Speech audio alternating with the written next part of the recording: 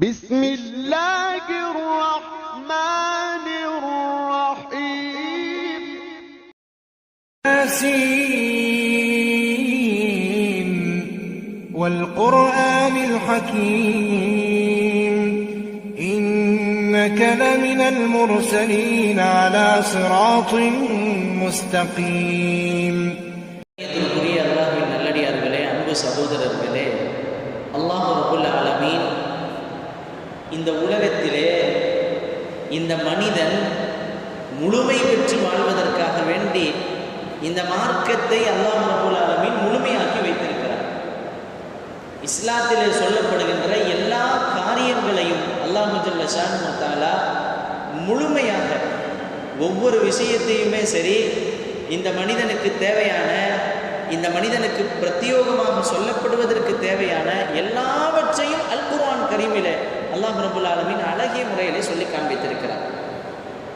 அதை வரிசைப்படுத்தி இந்த உம்மத்தினர்களுக்கு அழகிய முறையில் எடுத்து கூறியவர்கள் தான் கண்மணி நாயகம் முஹம்மது ரசூலுல்லாஹி ஸல்லல்லாஹு அலைஹி வஸல்லம்.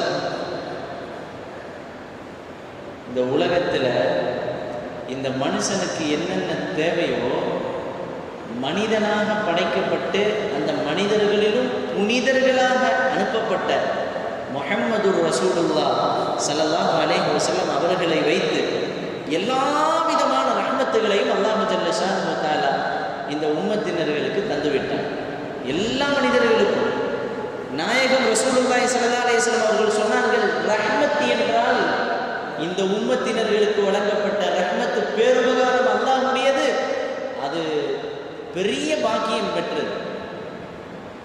எந்த உம்மத்தினர்களுக்கும் வழங்காத சலுகைகளை அல்லாஹ் ரப்புல் ஆலமீன் இந்த உம்மத்தினர்களுக்கு வழங்கியிருக்கிறார்.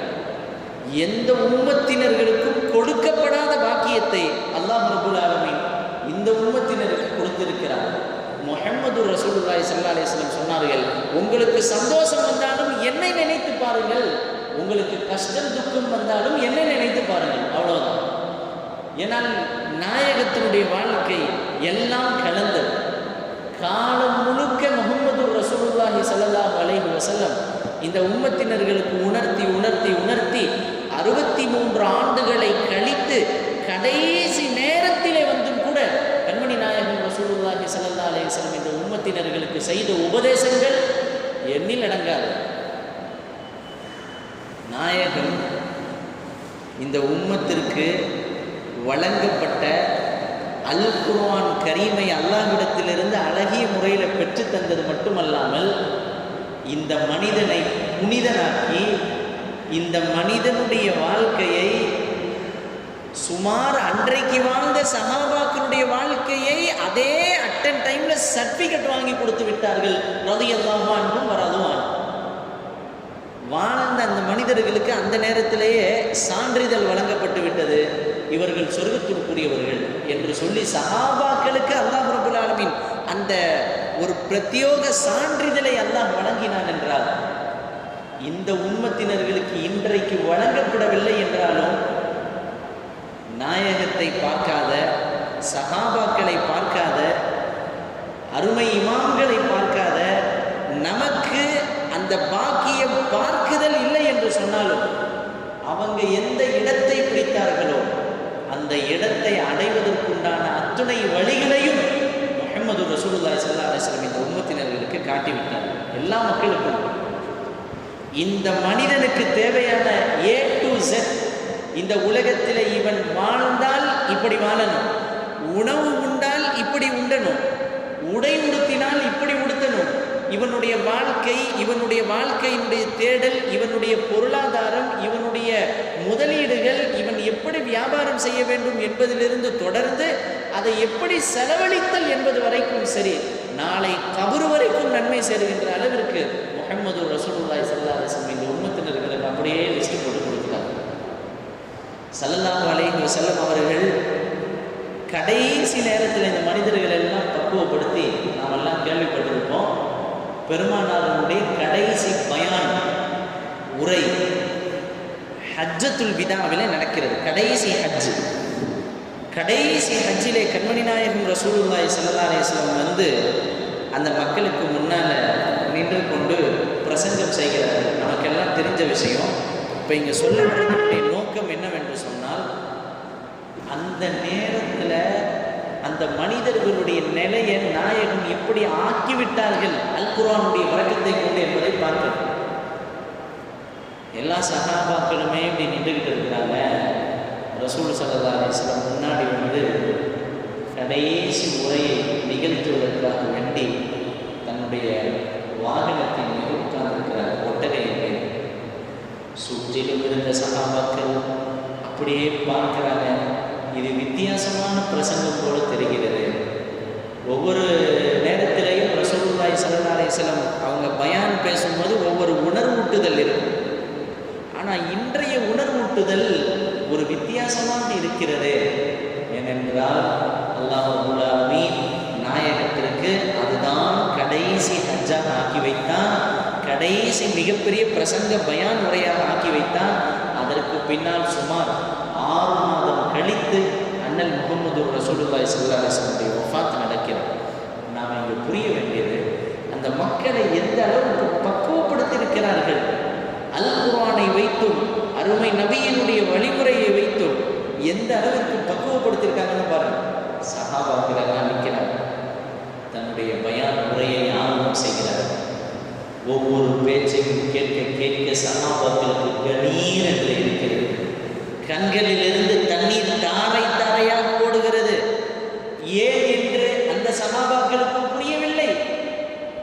பிரசங்கம் செய்து கொண்டிருக்கின்ற முஹம்மது ரசூலுல்லாஹி ஸல்லல்லாஹு அலைஹி வஸல்லம் புரிந்திருக்கிறது, நான் இந்த உலகத்தை விட்டு செல்வதற்கு வெகு தூரம் இல்லை, ரொம்பவும் நெருக்கத்திலே இருந்து கொண்டிருக்கிறேன் என்று அல்லாஹ் அக்பர். நாயகம் ஸல்லல்லாஹு அலைஹி வஸல்லம் தன்னுடைய பிரசங்கத்தில் ஒன்றா கொண்டு வந்து சொன்னாங்க. ஒரே ஒரு பாயிண்டை நம்ம பார்க்கணும். ஒரு மனிதன் இன்னைக்கு நானும் நீங்களும் நோன்பு வச்சு பக்குவத்துவம் பெறுகிறோமே, ஒரு பக்குவத்தை அடைகிறோமே. முஹம்மது ரசூலுல்லாஹி ஸல்லல்லாஹு அலைஹி வஸல்லம் அந்த சஹாபாக்களுக்கு இஸ்லாத்தினுடைய அந்த ஆரம்ப காலகட்டத்தில் எந்த அளவிற்கு அவர்கள் மீது கவலை கொண்டு அவர்களை உருவாக்கியிருப்பார்கள் சொன்னாங்க. இன்றைய தினம் நீங்கள் எப்படி இருக்கிறீர்கள்? கடைசி ஹஜ்ஜத்துல் விதாவை கேட்கிறார்கள். சஹாபாக்கள்லாம் சொன்னாங்க, யார சொல்லலாம், எங்களுக்கு என்ன குறை? நாங்கள் நல்லா இருக்கிறோம், சுகபோகமாக இருக்கிறோம். முன்னால் நீங்கள் எப்படி இருந்தீர்கள்? சொன்னாங்க, இந்த மாதிரி சின்ன சின்ன விஷயத்துக்கெல்லாம் சண்டை போட்டு இருப்போம். யார சொல்லலாம், சின்ன சின்ன விஷயங்களுக்கெல்லாம் அடித்து உருண்டு பிறண்டு கொண்டிருப்போம்.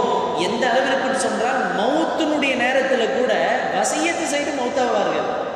இது போல அவர் வீட்டு ஒட்டகம் நம் வீட்டில் தண்ணீர் குடித்து விட்டது, எனவே காலம் காலமாக நீ சண்டை போட வேண்டும் என்று சொல்லி அவரிடத்திலே உபதேசம் செய்துவிட்டு மௌத்தாகுகின்ற காலகட்டத்தை எல்லாம் நாங்கள் வாழ்ந்திருந்தோம். அப்படி ஒரு அறியாமை ஜாஹிலியத்தினுடைய காலத்தில் இருந்தோம். இப்பொழுது எப்படி இருக்கிறீர்கள்? இப்பொழுது ரசூலுல்லாஹி ஸல்லல்லாஹு அலைஹி வஸல்லம் அந்த சஹாபாக்கள் சொன்னாங்க, யா ரசூலுல்லாஹ், நீங்கள் இப்பொழுது நீங்கள் எந்த மார்க்கத்தை கொண்டு வந்தீர்களோ அந்த மார்க்கத்தை முழுமையாக கையில எடுத்துக்கொண்டு நாங்கள் ஒரு மிகப்பெரிய மார்க்கத்தினுடைய பின்பற்றுகின்ற மக்களாக இருக்கிறோம். அல்லாஹ் ரப்பல் ஆலமீன் குர்ஆன்ல முன்னாலே வசனத்தை இறக்கிட்டார். ரலியல்லாஹு அன்ஹும் வ ரது அன்ஹு. இவர்களையும் அல்லாஹ் பொருந்திக் கொண்டார், அல்லாஹ்வையும் இவர்கள் பொருந்திக் கொண்டார்கள். அப்ப நபி ஒரு பாயிண்ட் சொன்னாங்க, நான் இனிமேல் உங்களை நான் பயப்படல, நான் இனிமேல் உங்களுக்கு பயப்படல.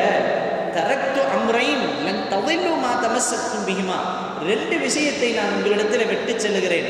அந்த 2ஐ நீங்கள் பற்றி பிடித்திருக்கும் காலமெல்லாம் உங்களுக்கு எந்த விதமான பலா முசீபத்துகளும் வராது, எந்த விதமான கஷ்ட நஷ்டங்களும் வராது. எப்பொழுது அந்த 2ஐயும் நீங்கள் விட்டு விடுகிறீர்களோ அப்பொழுது உங்களுக்கு எல்லா விதமான துன்பங்களும் துயரங்களும் உங்களை தேடி வரும் என்பது போல சொன்னாங்க. அதுதான் குர்ஆனும் ஹதீஸும். அல் குர்ஆன் வ சுன்னத் ரசூலுல்லாஹி ஸல்லல்லாஹு அலைஹி வஸல்லம், கிதாபுல்லாஹ் அல்லாஹ்வுடைய இறைவேதம், 2வது நபியினுடைய சுன்னத். இதை எப்போ நீங்கள் விடுறீங்களோ உங்களுக்கு பல துன்பங்கள் தேடி வரும் என்பது போல் அந்த இடத்துல சொன்னாங்க. இதைத்தான் இந்த இடத்துல நான் சொல்ல வருகிறேன். இன்றைக்குள்ள காலகட்டத்தில் இந்த 2ஐ மட்டும் நாம் பற்றி பிடித்திருந்தால், நேற்றைய முன்தினம் நாம் பயானிலே தொடர்ந்து சொன்னோம் குர்ஆனுடைய சிறப்புகளை பற்றி, அதையே தான் சொல்லுகிறோம். கடைசி நேரத்திலும் அந்த கண்மணி நாயகம் செய்த உபதேசம் குர்ஆன். உம்மத்து கையில் எடுத்ததுனால அவர்களுக்கு அதே குர்ஆனில் சான்றிதழ் வழங்கப்பட்டது. இன்றைக்கு அதைத்தான் சொல்ல வருகிறோம்.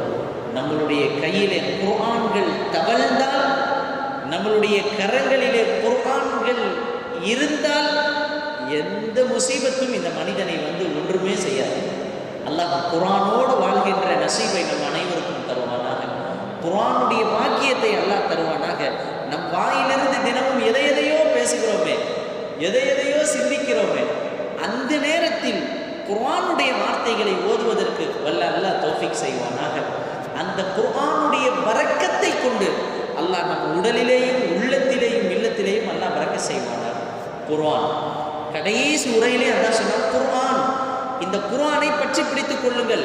நாம் நினைக்கலாம், இந்த குர்ஆன் இவ்வளோ பெரிய குர்ஆனாக இருக்குது, இதை வச்சு நம்மளுக்கு என்ன கிடைக்க போகுது, இதனால் என்ன பலன்? இல்லை. குர்ஆன் இருக்கின்ற இடத்திலே எல்லாம் இருக்கும். குர்ஆன் இருக்குகின்ற இடத்திலே எல்லா விதமான ரஹ்மத்துகளும் தேடி வரும். இன்னும் அதை விட ஒரு படி மேலே சொல்ல போனால், யார் தினந்தோறும் குர்ஆனை ஓதுகிறாரோ அந்த மனிதரை தேடி பரக்கத்துகள் வரும். அதில் எந்த ஒரு சந்தேகமும் இல்லை. நேற்றை முன்தினம் பல்வேறு விஷயங்களை குர்ஆன் சம்பந்தமாக ஆய்வு செய்து பார்த்தோம். இப்பொழுது அந்த குர்ஆனிலே எவைகளையெல்லாம் ஓதினால் நமக்கு பரக்கத்து கிடைக்கிறது, எப்படி அந்த சஹாபாக்களுக்கு கிடைத்த அந்த சஹாபாக்கள் சொர்க்கத்திற்குரியவர்கள் என்று சான்றிதழ் பெற்றார்களோ, அந்த பாக்கியம் பெற்ற அந்த குர்ஆன் சில விஷயங்களை நமக்கு உணர்த்தி காட்டுகிறது. அந்த குர்ஆன் சில விஷயங்களை நமக்கு கண்ணியப்படுத்தி காட்டுகிறது. அருமை நாயகம் முஹம்மதுர் ரசூலுல்லாஹ் ஸல்லல்லாஹு அலைஹி வஸல்லம் அவர்கள் அழகிய முறையில் அல் குர்ஆனுடைய விஷயங்களை ஒவ்வொன்றா சொன்னாங்க. குர்ஆனே சிறப்பிற்குரியது. நாம் இப்படி புரிஞ்சிடக்கூடாது, குர்ஆனில் இந்த சூரா அதுதான் சிறப்பு, இந்த சூரா இதுதான் மகிமை, மற்ற இடம்லாம் இல்லை, அப்படி இல்லை. குர்ஆனில் உள்ள 6666 ஆயத்துகளும் சிறப்பு பெற்றது. அதில் குறிப்பாக சிற்சில சூறாக்கள் இருக்கிறது, சில நேரங்களில் அதை ஓடுவது பரக்கத் பெற்று, அவ்வளோதான். அதில் குறிப்பாக இன்னைக்கு நாம் பல பேர் சொல்லுகிறோம், எனக்கு எதுலேயுமே பரக்கத்தில்லை, எதுலேயுமே நிம்மதி கிடைக்கிறதில்லை, தொட்டதெல்லாம் நஷ்டமாகிறது, தொட்டதெல்லாம் பரக்கத்தில்லாமல் போகிறது. ஒன்றுமே தேவையில்லை.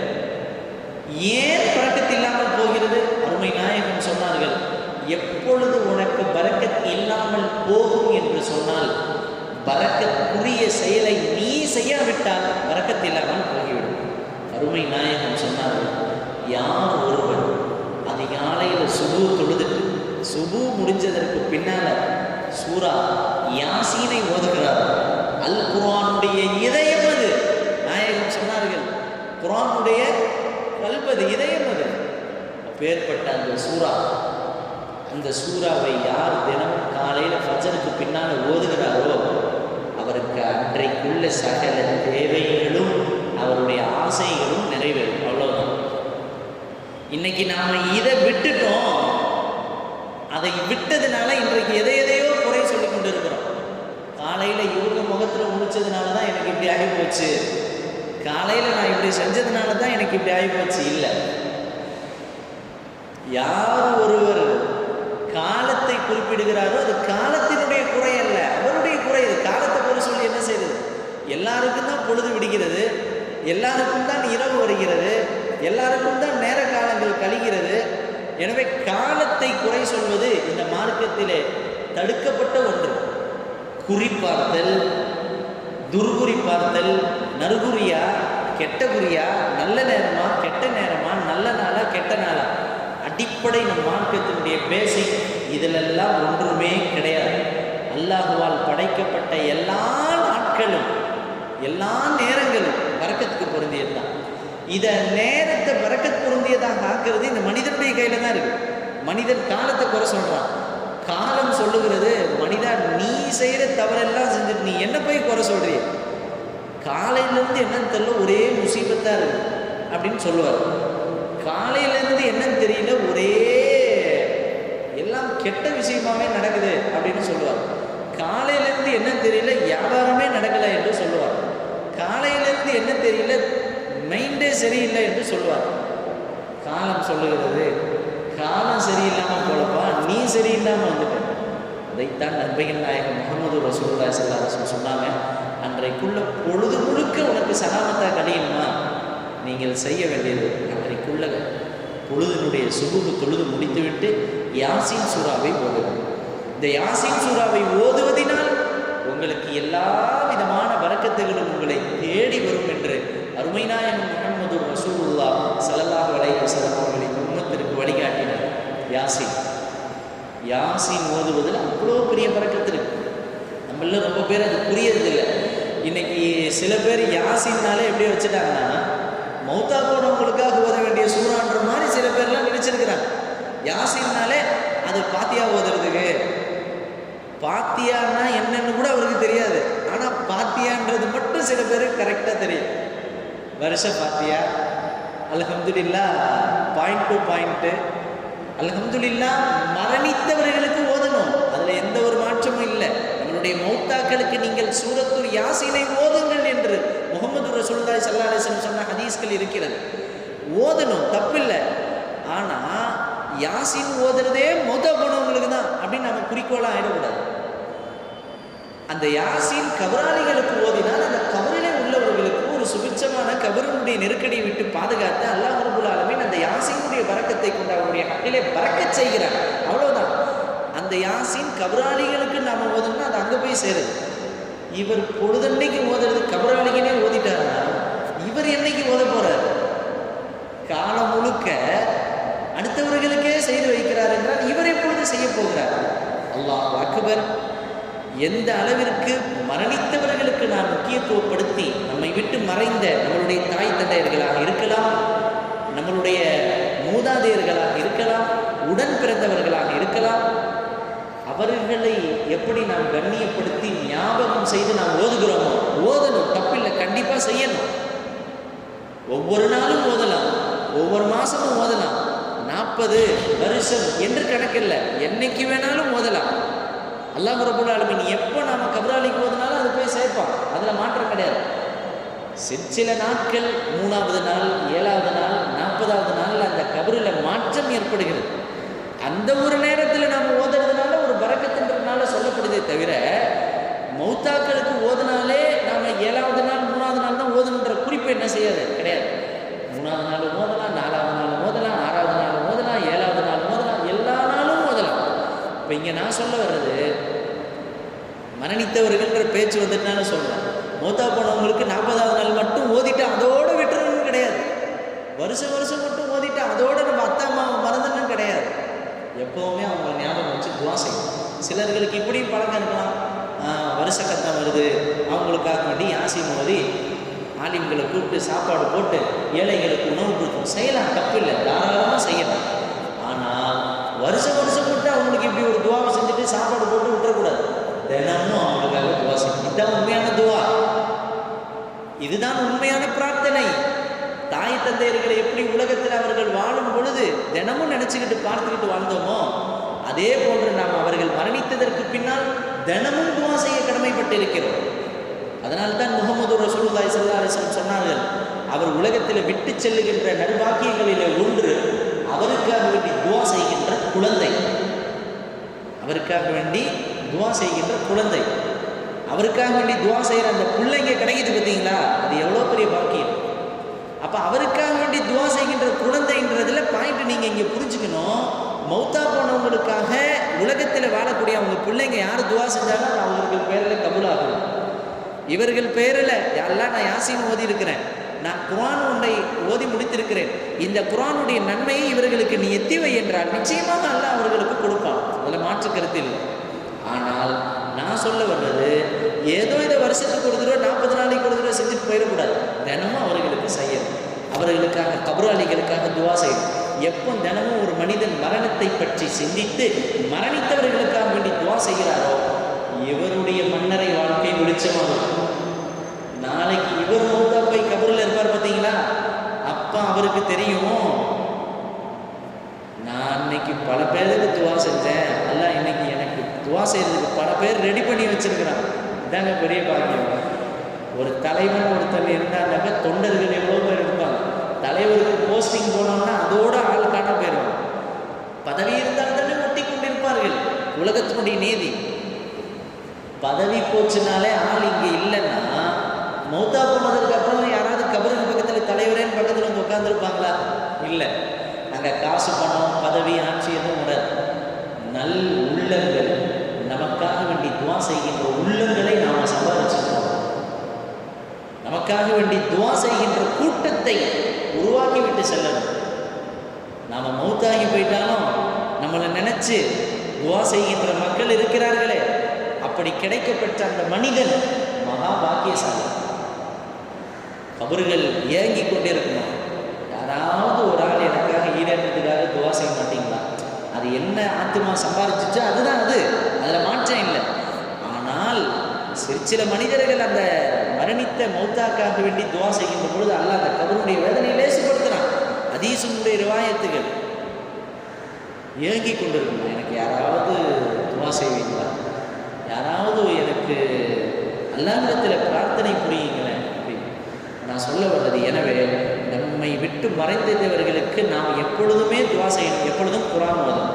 எனவே தான் சொல்ல வந்தேன், இந்த மரணித்தவர்களுக்கு மட்டும்தான் யாசின்ற மாதிரி போயிடுச்சு விஷயத்திற்குள் வருகிறது. சில பேருக்கு யாசின்னாலே யாசின் இப்போ வேணாங்க சொல்கிறார். யாசின் இப்போ ஓதாதீங்க. எதுக்கு? யாரும் வீட்டில் மௌத்தா போலைய. அவர் புரிஞ்சு வச்சதே யாசின் மௌத்தா போனவங்களுக்குன்னு. ஒரு கல்யாணத்தினுடைய நிகழ்ச்சி, ஒரு கல்யாண மஜ்லிஸ், அது ஆலிமை அழைத்திருக்கிறார். கல்யாணத்தினுடைய ஒப்பந்தம் செய்கின்ற அந்த நிச்சயதார்த்த ஒரு நிகழ்ச்சி. ஒரு ஆலிமை அழைத்து துவா செய்யணும்னா அவர் அப்போ யாசின் ஓத ஆரம்பிச்சிட்டார்.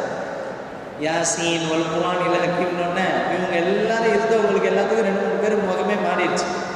பக்கத்தில் வந்து ஆலிம் சார் ஸ்டாப் பண்ணுங்க. எதுக்குங்க? இல்லை யாசின்லாம் ஓதாது. ஏன் யாசின் ஏங்க ஓதக்கூடாது? பறக்கத்தது ஓதி துவா செய்யலாமே, தப்பு இல்லையே. இல்லை வெறும் துவா மட்டும் செய்யும். இல்லை யாசின் ஓதுறதுல என்ன? இல்லை யாரும் மௌத்தா போல, இங்கே கல்யாணம் நிச்சயதார்த்தம் நடக்கும். அல்லாஹ் அப்போ அவர் புரிஞ்சது என்னன்னா, யாசின்ன்றதே வந்து மௌத்தா போனவங்களுக்காக ஓதுறதுன்ற மாதிரி நினச்சி வச்சிட்டார். ஒரு ஆலிம் சார் சொன்னார், அப்படி இல்லைங்க, யாசீனை மௌத்தாக்குன்னு இல்லை, எந்த நோக்கத்திற்காக ஓதுகிறோமோ அது அவ்வளோ பெரிய பரக்கத்து. அது குர்ஆனுடைய இதயம். அது நீங்கள் எந்த நியத்தில் ஓதுறீங்களோ அந்த நியத்து அப்படியே கிடைக்கும். கடையில் வியாபாரம் இல்லையா, ஒன்றும் செய்யாதீங்க, பயப்படாதீங்க. வியாபாரமே இல்லைன்னு 4 மணி நேரம் சும்மா உட்காரதுக்கு ஒரு 4 நிமிஷம் செலவு பண்ணி யாசீன் ஓதிடுங்களேன், தேடி அல்லாஹ் கொடுப்பான். அனுபவித்த மனிதர்கள் சொன்னது. சாதாரணமாக ஒருத்தர் பிளாட்பாரத்தில் வியாபாரம் பார்த்துருந்தார். அவர் எப்போவுமே கை வண்டி தள்ளு வண்டியெல்லாம் தள்ளிக்கிட்டு வியாபாரம் பார்க்குறவர். வியாபாரம் இல்லாத நேரத்தில் பொழுதன்னைக்கு யாசின் ஓதுறது அவர் பழக்கம், நடந்த விஷயம். யாசினை ஓதுகிறார். யாசின் வியாபாரத்தில் வந்தவுடனே வியாபாரத்தை செய்வார். கொஞ்ச நாள் கழிந்தது. அவரை இந்த ரோட்டில் தள்ளு வண்டியில் வியாபாரம் செய்ததை பார்த்த அந்த மனிதர்கள் கொஞ்ச நாள் கழித்து பார்த்தா, சுப்ஹானல்லாஹ், அவர் சொந்த கடை வைத்து ஒரு காம்ப்ளெக்ஸே கட்டி கடை வைத்து பல வருடங்களுக்கு பின்னால் செழிப்பாக இருந்தார். ஒரு இடத்துல கேட்டார், இதே ரோட்டில் தானேங்க நீங்கள் வியாபாரம் பார்த்துட்டு இருந்தீங்க, எப்படி உங்களுக்கு மட்டும் இப்படி? நான்லாம் காலத்துக்கு அப்படியே தான் இருக்கிறேன், வாடகை கொடுக்குறது கூட கஷ்டப்பட்டுக்கிட்டு இருக்கேன், ஒன்றுமே முடியலையே, நீங்கள் மட்டும் இப்படி இந்த அளவுக்கு ஒரு சொந்த பில்டிங் எல்லாம் எடுத்து பல கடைகளை வாடகைக்கு விட்டு முதலாளியே உட்காந்துருக்கிறார். அந்த மனுஷன் பதில் சொன்னார், நான் ஒன்றுமே செய்யலதாய், குர்ஆனுடைய இதய தும்பு யாசீன் என்று படித்தேன். அந்த யாசீனை எந்த நோக்கத்திற்காக வேண்டி ஓதுகிறோமோ அதுக்குன்னு பொழுதன்னைக்கு காசு பணம் வரணும், காசு பணம்னு ஓதக்கூடாது. எல்லா இடத்துல பரக்கத்தை எதிர்பார்த்து ஓதணும், நன்மை நாடி. அல்ஹம்துலில்லாஹ் அவர் வியாபாரம் நல்லா நடக்கணும், அல்லாஹ் எனக்கு பரக்கத் செய்யணும், அதை கொண்டு பிற மக்களுக்கு நான் உதவி செய்யணும்னு நினச்சி நான் அந்த யாசீனை ஓதிக்கிட்டே இருந்தேன். எனக்கு எந்தெந்த நேரம்லாம் கிடைக்குதோ யாசீன் ஓதினேன். நிச்சயமாக அந்த யாசீன் தான் எனக்கு பரக்கத் செய்தது. இன்றைக்கு நான் இவ்வளவு பெரிய சொத்து பத்தை வச்சு உட்கார்ந்துருக்கேன்னு சொல்கிறாரு. சொல்லிக்கிட்டு இருக்க டைம்லேயே கையில் யாசீனை வச்சு ஓதிக்கிட்டு தான் இருக்காரு. இதுதான் யாசீனுடைய அல்லாஹ் கொடுக்குகின்ற ஒரு கிஃப்ட், வெகுமதி. எனவே யாசீன் எந்த நோக்கத்திற்காக நாம் ஓதுகிறோமோ அது அப்படியே நிறைவேற்றிக்கிறோம். கவலை இருக்கிறதா? உள்ள கவலையாக கனத்து போயிருக்கிறோமா? கவலையே படாது. நல்ல முறையில் ஒழு செஞ்சுட்டு ஒரு 2 ரக்காத் தொழுதுட்டு யாசீன் சூறாவை எடுத்து ஓதி பாருங்களேன், அல்லாஹ் அப்படியே நிவர்த்தி செய்வோம். ஏதாவது ஒரு கஷ்டம் இருக்குதா? கஷ்டம் வந்துருச்சு திடீர்னு, அது மாறணும், என்ன செய்யறது? யாசீன் சூறாவை ஓதுங்கள், நிச்சயமாக மாறும். குடும்பத்துக்குள்ள ஒரு பிரச்சனை, ஒரே சண்டை சச்சரவு, மனசுல நிம்மதியே இல்லை, ஒண்ணுமே செய்யாது, யாசீன் ஓது. நம்மளுடைய உள்ளமே நிம்மதி இல்லாமல் இருக்குது, பொழுதன்னைக்கும் உள்ளத்துல பல கவலைகள் இருக்குது. யாசீன் சூராவை ஓதுவோம், சரியாகவே. அல்லாஹ் ரப்பல் ஆலமீன் குர்ஆன்ல ஒரு ஈர்ப்பு சக்தியை வைத்திருக்கிறார். அல்லாஹ்வுடைய குர்ஆன் மனிதனை ஈர்க்கும். மனிதனுக்கு அட்டன் டைம்ல என்ன தேவையோ அதை அப்படியே நிறைவேற்றி கொடுக்கும். அதுல குறிப்பாக யாசீன் சூரா. எனவே நான் சொல்ல வந்தது, மரணித்தவர்களுக்கும் யாசீன் ஓதுவது எந்த அளவுக்கு முக்கியம் என்று நினைத்திருக்கிறோமோ அதே போன்று வாழக்கூடிய நாம் தினமும் யாசீனை ஓதும், தினமும் ஓதும்.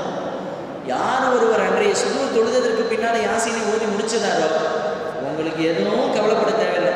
நீங்கள் பாட்டு கடையை போய் திறக்கலாம், உட்காரலாம், உங்களை தேடி வியாபாரம் நடக்கும், உங்களை தேடி சாப்பாடு வரும், உங்களை தேடி என்னென்ன தேவைகளோ எல்லாம் வரும், எல்லாம் கொடுத்துரும். அதனால தான் ஆரம்பத்திலே சொன்னேன், மனிதன் செய்ய வேண்டியதை விட்டுட்டான், இந்த யாசீன் ஓதாததை விட்டுட்டு காலத்தை குறை சொல்கிறான். ஆனால் இப்படி பண்ணிருச்சுங்க, என்ன செய்யறதுங்க, காலையிலிருந்து இப்படியே தான் இருக்குது, காலையிலிருந்து இப்படி தான் இருக்குது, காலையிலிருந்து இதே நிலவரம் தான். அதைத்தான் சொன்னேன், இந்த வார்த்தை மாறணும்னா யாசீன் என்கிற அந்த அற்புதமான குர்ஆனுடைய இதய துண்டு அது நம்மளுடைய வாழ்க்கையில் வரும். இந்த நாளில் உள்ளத்தில் உறுதி எடுப்போம். இங்கே இருக்கின்றவர்கள் இன்ஷா அல்லாஹ் தினமும் இனிமேல் நம் வாழ்க்கையில யாசீன் ஓதிக்கும். அல்லாஹ் அந்த வாக்கியத்தை தருவானா. கேட்பது முக்கியம் அல்ல, அதை அமல் செய்யும். அதை அமல் செய்கின்றது இருக்கின்றது பார்த்தீங்களா, அதை அமல் செய்ய ஆரம்பிச்சுட்டோன்னா அல்லாஹ் ரப்பல் ஆலமீன் அவ்வளவு பெரிய ரஹ்மத்துகளை நம்ம மனிதனை தேடி கொட்டி கொடுக்கிறார். யாசீனுடைய சிறப்புகள் மட்டும் ஒரு கிதாபு முழுக்க முஃபஸ்ஸிரீன்கள் எழுதுகிறார்கள். யாசீனுடைய சிறப்பு இன்ஷா அல்லாஹ். இன்னும் யாசீனுடைய சிறப்பை நான் ஓரளவுக்கு தான் சொல்றேன். யாசீனுக்குள்ள போய் தஃசீரை சொல்லணும்னா அது 30 நாளெல்லாம் பத்தாது, இந்த நோம்பு நாளெல்லாம் பத்தாது. 1.5 மணி நேரம் ஒரு நாளைக்கு பேசலாம். ஒரு 10 நாள் தொடர்ந்து யாசீனுடைய சிறப்பை மட்டும் 1.5 மணி நேரத்தில் 10 நாள் பேசணும்னா யாசீனுடைய சிறப்பை மட்டும் பேசிக்கிட்டே போகலாம். அதில் குறிப்பாக யாசீனுடைய தஃசீரை அவ்வளோ பேசலாம். அல்லாஹ் குர்ஆனுடைய அந்த இதய துண்டு யாசீனில் அவ்வளவு விஷயத்தை அடக்கி வைத்திருக்கிறார். சொர்க்கவாதியை பற்றி சொல்லியிருக்கிறார், நரகவாதிகளை பற்றி சொல்லியிருக்கிறார், மனிதனுடைய நிலையை பற்றி சொல்லியிருக்கிறான், மறுமையை பற்றி சொல்லியிருக்கிறான், எல்லாத்தையும் யாசீன் அல்லாஹ் சொல்லியிருக்கிறான். நல்லவர்களுக்கு எப்படி வாழ்க்கை, தீயவர்களுக்கு எப்படி வாழ்க்கை யாசீன் சூரா சொல்லுகிறது. நல்லவர்களை பற்றி குர்ஆன்ல சொல்லும் பொழுது அல்லாஹ் அந்த யாசீன்ல சொல்றான், இன்ன அஸ்ஹாபல் ஜன்னா சலாமுன் கௌலம் மிர் ரப்பிர் ரஹீம் வம்தாஸுல் யௌம அய்யுஹல் முஜ்ரிமூன் அலம் அஹதி இலைக்கும் யா பனி அல்லா தஅபுது ஷைத்தான் இன்னஹு லக்கும் அதுவும் முபீன் வ அன்இபுதூனி ஹாதா சிராத்துல் முஸ்தகீம். அந்த ஆயத்தில் அல்லாஹ் சொன்னான், மக்களே உங்களுக்கு இதெல்லாம் நல்லதுன்னு காமிப்பான் அந்த சைத்தான், அந்த சைத்தானை நீங்கள் வணங்காதீர்கள். வ அல்லா தஅபுது ஷைத்தான், சைத்தானை வணங்காதீர்கள். வ அன்இபுதூனி, என்னையே வணங்குங்கள், என்னையே அலையுங்கள். உனக்கு கஷ்டமா, என்னையே நான் கூப்பிடு, நான் வருகிறேன். உனக்கு நஷ்டமா, உனக்கு துன்பம் துயரமா, என்னையே நீ கூப்பிடு, நான் உன்னை தேடி ஓடி வருகிறேன். வைதா சாலக இபாதி அன்னி ஃபஇன்னி கரீப் உஜீபு தஅவத்தத் தாஇ இதா தஆனி ஃபல்யஸ்தஜீபு லி வல்யுமினு பி லஅல்லஹும் யர்ஷுதூன். அல்லாஹ் குர்ஆன்ல சொன்னான், யார் அழைத்தாலும் அந்த அழைப்பிற்கு பதில், அந்த பதிலை நான் தருகிறேன். இந்த உலகத்தில் வேற யாரும் தர முடியாது. சைத்தான் உங்களுக்கு காண்பிப்பான், இப்படி செய், அதை செய், இதை செய், அப்படி செய்தால் அது நல்லது, உனக்கு கஷ்டமா இந்த இடத்துக்கு போ, உனக்கு கஷ்டமா அந்த இடத்துக்கு போ என்று சொல்வார். நீ எந்த இடத்திற்கும் போகாதே, என் இடத்திற்கு, என் இல்லத்திற்கு நீ வா, என் பள்ளிவாசலுக்கு வா, எனக்காக வேண்டி தொழுகு, என்னுடைய குர்ஆனை எடுத்து ஓது, உனக்கு எல்லா விதமான பரக்கத்துகளையும் செய்கிறேன் என்று அல்லாஹ் சொல்வார். வனிஅபுதூனி, என்னையே வணங்குங்கள். ஹாதா சிராத்துல் முஸ்தகீம், இதுதான் நேரான பாதை. இப்படியே சொல்லிட்டு வர்ற அல்லாஹ் லஹும் அஸ்வாஜுன், தொடர்ந்து சொல்லுவான், நீங்க இது போல வாழ்ந்தீங்கன்னா நாளைக்கு சொர்க்கத்திலே நான் உங்களுடைய மனைவி மக்களோடு நான் வாழ வைப்பேன் என்று யாசீன் சூரால அல்லாஹ் சொல்லுவான். எனவே யாசீனுடைய தஃசீர்கள் ஏராளம். இன்ஷா அல்லாஹ் வாய்ப்பு இருக்கும் பொழுது பின்னொரு நாள் பார்க்கலாம். எனவே நான் இன்றைக்கு சொல்ல வந்ததனுடைய ஒரே ஒரு நோக்கம், இந்த புனிதமிக்க நோன்பு வைத்திருக்கிறோம், இந்த நோன்பினுடைய பரக்கத்தை கொண்டு இன்ஷா அல்லாஹ் யாசீன் சூராவை இன்றைய தினத்திலிருந்து தினமும் ஓதுவோம். நோன்பு காலத்தில் மட்டுமல்ல, எல்லா காலத்திலும். காலையில் டைம் இல்லையா, கடைக்கு வந்தவங்க ஓதுங்க, வீட்டில் இருந்து ஓதுங்க. ஆக தினமும் எப்படி யாசீன் ஓதிட்டோம் என்று சொன்னால் எந்த பிரச்சனைகள், என்ன பலா முசீபத், எந்த ஒரு கெட்ட விஷயங்களும் அல்லாஹ் நம்மளிடத்தில் கொடுக்காமல் நம்மை பரக்கத் பொருந்தியவர்களாக அல்லாஹ் ஆக்கி விடுவான். எனவே யாசீனை உள்ளத்தில் நிறுத்துவோம், அதை தினந்தோறும் அமல் செய்வோம். இன்ஷா அல்லாஹ் நாளைய தினம் இன்னும் சிறப்புமிக்க சில சூறாக்கள், சூரத்து வாக்கியா, சூரத்து ரஹ்மான், சூரத்துல் முல்க், சூரத்து துஹான் போன்ற அழகிய சூறாக்கள், அதேவைகளிலே அல்லாஹ் ரப்பல் ஆலமீன் என்னென்ன பரக்கத்துகளை வைத்திருக்கிறான் என்பதை நாளைய தினம் இன்ஷா அல்லாஹ் நாம் பார்க்கலாம். குர்ஆனை பேசினால் பேசிக்கொண்டே போகலாம், குர்ஆனுடைய சிறப்புகளை சொன்னால் சொல்லிக்கொண்டே போகலாம். எனவே சொல்வதோ கேட்பதோ முக்கியமல்ல, அவைகளை எடுத்து செய்வது முக்கியம். எனவே யாசீனை ஓதுவதற்கு அல்லாஹ் தௌஃபீக் செய்வானாக. அந்த குர்ஆனுடைய தொடர்போடு இருப்பதற்கு அல்லாஹ் தௌஃபீக் செய்வானாக. ஒரு மனிதனுக்கு பரக்கத் யாசீன் சூறாவிலே வைத்திருக்கிறேன் என்று அல்லாஹ் சொன்னானே, அந்த பரக்கத் பொருந்தி யாசீன் சூறாவை தினமும் நாம் அனுதினமும் வாழ்க்கையிலே ஓதி அன்றாடம் அமல் செய்கின்ற நசீபை அல்லாஹ் நம் அனைவருக்கும் தருவானாக. அந்த யாசீனுடைய பரக்கத்தை கொண்டு நம் உடலிலே நோய் நொடிகள் வராமல் அல்லாஹ் தடுப்பானாக. யாசீனுடைய பரக்கத்தை கொண்டு உடலுக்கு அல்லாஹ் ஆரோக்கியத்தை தருவானாக. வியாபாரத்தில் அல்லாஹ் பரக்கத்தை தருவானாக. குடும்பத்தில் அல்லாஹ் மகிழ்ச்சியை தருவானாக. கணவன் மனைவிக்கிடையிலே அல்லாஹ் ரப்பல் ஆலமீன் சந்தோஷத்தை தருவானாக. பிள்ளைகளுடைய வாழ்க்கையிலே அல்லாஹ் பரக்கத்தையும் கல்வி ஞானத்தையும் ரஹ்மத்தையும் செய்வானாக. அந்த யாசீனுடைய பரக்கத்தை கொண்டு நீண்ட ஆயுளோடு நிறைந்த சுகத்தோடு வளமான வாழ்க்கையோடு வாழ்வாங்கு வாழ்ந்த வல்லோர்கள், நல்லோர்கள், நாதாக்கள், சாலிஹீன்களுடைய வாழ்க்கையை போன்று அல்லாஹ் ஆக்குவானாக. குர்ஆனுடைய தொடர்போடே இருந்து குர்ஆன் ஓதிக்கொண்டே நாம் மரணிக்கின்ற நசீபை தருவானாக. கபரிலேயும் நாம் குர்ஆன் ஓதுகின்ற நசீபை தருவானாக. நாளை மறு உலகத்திலே அல்லாஹ்வுடைய கிருபை கொண்டு இந்த குர்ஆன் நமக்காக வேண்டிய சிபாரிசு செய்கின்ற பாக்கியத்தை தருவானாக.